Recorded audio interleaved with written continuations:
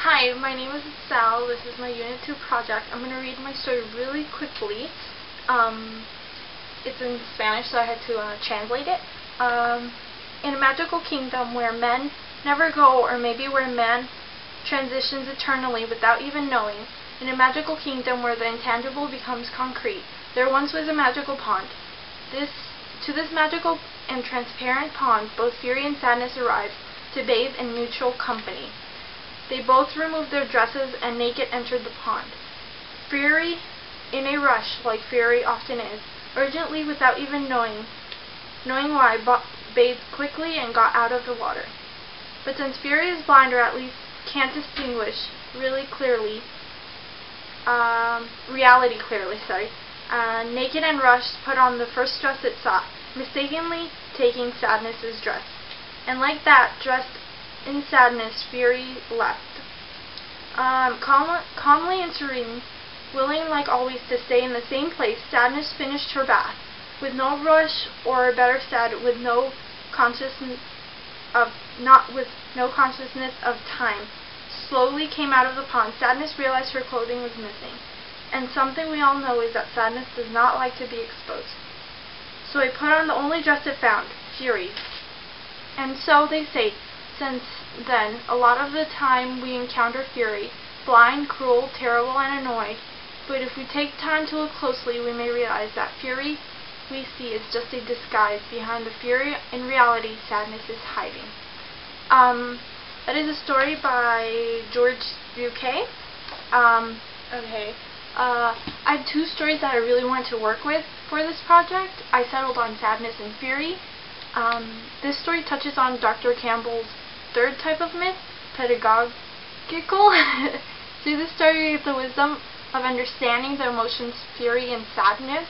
Dr. Bucay, the author, is a psychologist, and using the knowledge and cultural background, he describes both emotions in such a way that I can imagine the physical representation of both.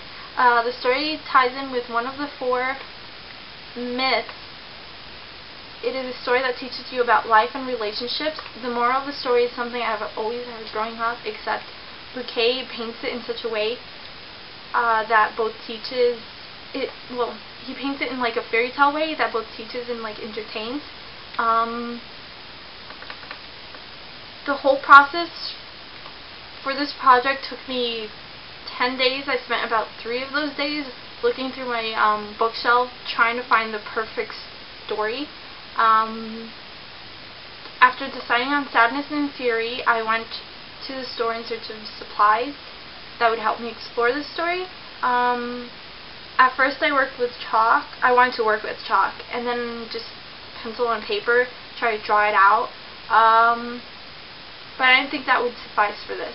So I ended up choosing clay. Clay is something I've never had any real experience with.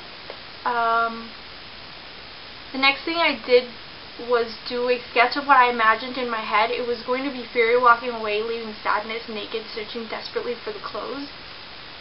When I was about halfway through with Fury, the clay started to droop and fall apart. The top was too heavy for the bottom to hold. At this point I was really frustrated. I decided to walk away from it. I went and did some research on working with clay and reread the story for like the 3rd time. I just decided to throw out my first idea. Instead, I just focused on Sadness. This time around I did not sketch my idea because I think it was too distracting for me, and I decided to work with an image I had in my head instead.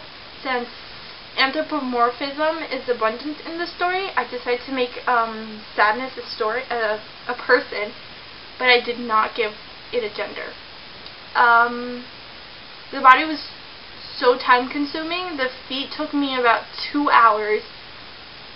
And the figure is like this big. I looked at my own feet and legs as a basis for like what it should look like. During the whole project I used very soft, sometimes dark music to keep me in the zone. I had to walk away and reread the story many times to make sure I was keeping in touch with the story. think I'm pretty happy with what my project ended up being, and this is my project. I hope you could kind of see what it is. I showed it to my mom and she had no idea what it was.